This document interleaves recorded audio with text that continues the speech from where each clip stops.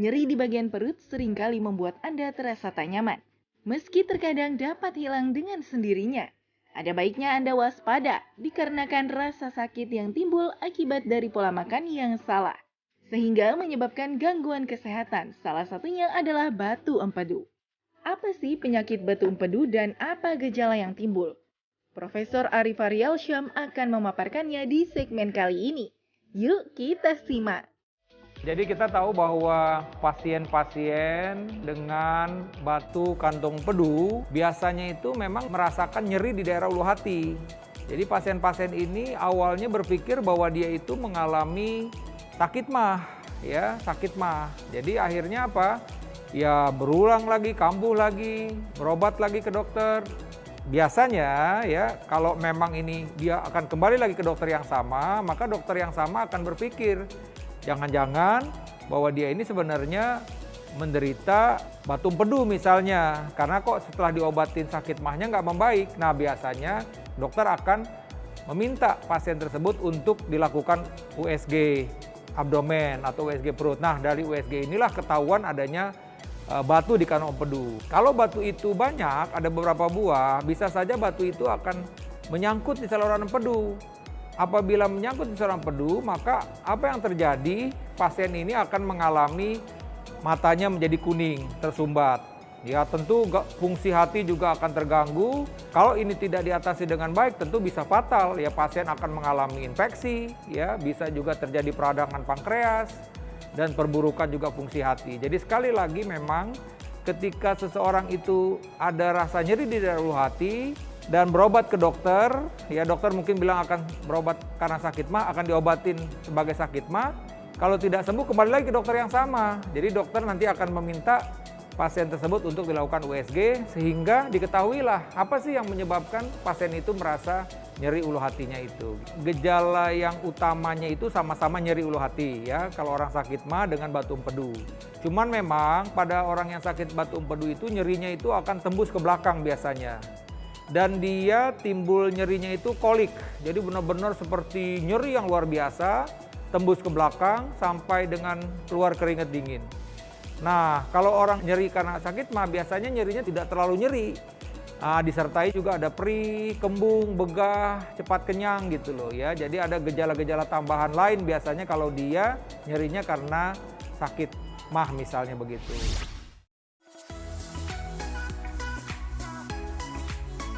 Empedu berfungsi untuk membantu penyerapan lemak dan juga menetralkan asam lambung dalam tubuh. Saat saluran empedu terhambat, akan mengganggu proses pencernaan dalam tubuh. Lalu apa ya penyebab munculnya batu empedu? Dan apakah sama dengan penyebab penyakit mah? Kalau kita bicara soal penyebabnya jelas berbeda. Jadi artinya kenapa sih orang itu mengalami timbul batu di kantong empedunya? Nah biasanya ini kita lihat dulu ini batunya tuh jenisnya apa gitu ya. Tapi secara umum kita bilang biasanya ini batu kolesterol. Ya artinya apa? Pasien ini timbul batu pada kantong empedu itu biasanya berhubungan dengan kadar lemak yang tinggi, kolesterol yang tinggi sebelumnya misalnya seperti itu. Sehingga terjadilah penimbunan pada kantong empedu tersebut. Ya kita tahu bahwa kalau lemak kita ini berlebih-lebihan di dalam tubuh, dia akan menimbun di berbagai macam organ. Ya di liver dia bisa terjadi yang kita bilang permakan hati. Kalau di saluran pembuluh darah jantung misalnya dia bisa menyebabkan terjadinya sumbatan yang kita bilang penyakit jantung koroner. Kalau dia ke otak itu juga bisa terjadi yang kita bilang sumbatan pada otak yang kita bilang stroke misalnya. Ya, nah kalau dia ada di kantong empedu, dia bisa terbentuk batu itu tadi. Jadi ini memang sesuatu proses yang bertahap. Di awalnya mungkin pasien ini baru selat saja kayak pasir gitu ya. Lama-lama dia membentuk batu, ya batunya ada batu tunggal, ada batu yang multiple. Nah begitulah perjalanannya seseorang itu mengalami batu empedu. Beragam mitos banyak beredar di masyarakat tentang penyakit batu empedu. Salah satunya penyakit batu empedu hanya dapat disembuhkan dengan operasi. Benarkah itu fakta atau mitos? Mitos. Jadi kalau memang saya bilang tadi, kalau memang batu empedu itu masih dalam bentuk ukuran yang kecil ya, biasanya kita ambil ukuran kurang dari 1 cm, itu biasanya masih bisa diobatin. Ya, diobatin, ada obatnya memang. Selain obat, pasien itu juga harus merubah gaya hidupnya. Maksudnya apa? Kalau dia memang kegemukan, obesitas, dia mesti berolahraga. Kalau seumpamanya memang dia selama ini makannya tidak dijaga, banyak makan makanan yang berlemak, coklat, keju, lemak-lemak, itu juga mesti dikurangi dan mesti banyak mengkonsumsi sayur. Jadi kombinasi antara obat ya dengan perubahan gaya hidup, kalau memang itu batunya masih kecil, itu juga bisa menolong untuk menghilangkan batu tersebut begitu. Ini jadi memang harus menjadi perhatian bahwa sebenarnya seseorang yang mengalami batu kandung empedu tidak berakhir harus dioperasi. Saat Anda memiliki berat badan berlebih, tentu akan berisiko terkena berbagai macam penyakit. Salah satunya adalah batu empedu, karena mitosnya orang dengan berat badan berlebih rentan terkena batu empedu. Benarkah? Apa ya kata Prof. Ari? Itu fakta atau mitos? Fakta, jadi orang-orang dengan obesitas itu resiko untuk terbentuk batu di kandung empedunya. Nah, oleh karena itu, saya seperti sebutkan tadi bahwa strateginya adalah ketika seseorang itu ingin mengatasi adanya batu di kandung empedu, dia harus merubah gaya hidupnya. Ya, misalnya yang tadi kurang berolahraga jadi meningkatkan olahraga, yang selama ini tidak peduli terhadap makannya dia harus peduli, yang selama ini tidak menyukai sayur-sayuran dan buah-buahan dia harus meningkatkan sayur-sayur buah-buahan ya. Karena sekali lagi ya dengan dia mengontrol berat badannya ya dan juga merubah gaya hidupnya, mudah-mudahan dia kalau memang belum terbentuk batu, mudah-mudahan tidak terbentuk batu.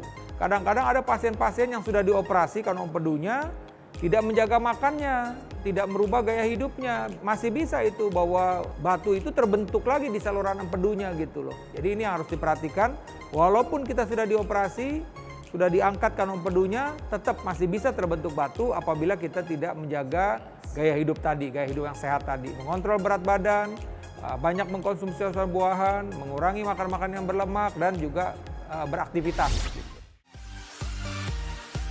Fakta mitos selanjutnya, batu empedu dapat menyebabkan kematian. Benarkah? Jika tidak ditangani dengan serius, setiap penyakit akan menyebabkan gangguan pada kesehatan. Tapi itu fakta atau mitos ya? Fakta. Jadi betul, kalau kita ada pasien yang memang sudah mengalami pertama batu kandung empedu, kebetulan datangnya terlambat, misalnya sudah terjadi sumbatan pada saluran empedu, sudah terjadi infeksi, mungkin juga dia ada faktor resiko lain, misalnya ada masalah jantung juga pada pasien ini ya, ada masalah kencing manis juga misalnya seperti itu ya, dan komplikasi akibat sumbatan dari kandung empedunya juga sudah menyebabkan infeksi sampai terjadi yang kita bilang infeksi sistemik atau sepsis. Nah ini terus terang saja bisa membahayakan nyawa pasien tersebut. Jadi sekali lagi ya pada orang-orang yang memang mempunyai ada batu di kandung empedunya, sebaiknya memang harus tadi untuk kontrol. Ya kalau dokter anjurkan untuk operasi, sebaiknya dioperasi. Karena kita tidak tahu, suatu waktu dia mengalami komplikasi yang cukup berat, sehingga bisa fatal menyebabkan kematian. Bagi Anda yang sudah terkena batu empedu, jangan panik. Yuk simak tips dari Profesor Arif Ariyalsyam berikut ini. Ya, jadi hal-hal yang harus diperhatikan buat masyarakat, sebenarnya kita bisa mencegah agar kita tidak mengalami batu di kandung empedu ini. Hal-hal yang tadi saya sebutkan bahwa ada risiko-risiko ketika seseorang tersebut mengalami batu kandung empedu. Nah, kita menghindari risiko tersebut. Kalau bicara soal umur mungkin itu tidak bisa kita kendalikan, tapi kalau kita bicara soal obesitas, kegemukan itu bisa kita kendalikan. Ya, kontrol berat badan. Kemudian juga yang saya sebutkan tadi, inaktivitas, kurang bergerak. Nah itu juga oleh karena itu juga mesti olahraga yang teratur. Begitu juga dengan makanan-makanan, jadi harus menghindari makan-makanan yang berlemak, banyak mengkonsumsi sayur-sayuran dan buah-buahan. Dan yang terpenting lagi, harus melakukan pemeriksaan rutin kesehatan. Sehingga kita bisa segera mengetahui apakah kita ini mengalami batu empedu atau tidak. Jadi ini hal-hal yang perlu diketahui oleh masyarakat. Nah, mudah-mudahan dengan mengikuti saran-saran ini kita bisa terbebas dari penyakit ini. Kalaupun kita menderita penyakit ini, kita tetap juga harus konsisten menjaga gaya hidup sehat seperti yang saya sebutkan tadi.